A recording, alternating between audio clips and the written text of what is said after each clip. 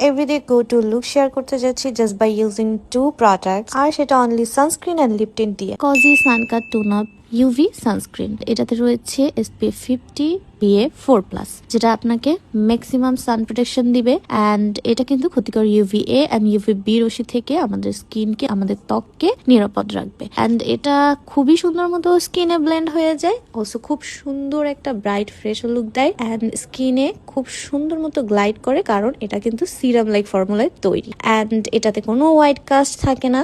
As you can all see যে খুব সুন্দর মতো আমি এটা আমার ফেসে ব্লেন্ডও করে ফেলেছি, আর খুব সুন্দর একটা মেকআপ লুক দিচ্ছে, আর খুব সুন্দর একটা ডিউই লুক দেয়, গ্লাস স্কিন একটা এফেক্ট দেয়, মেকআপ লুক দেয়। আর কি লাগে।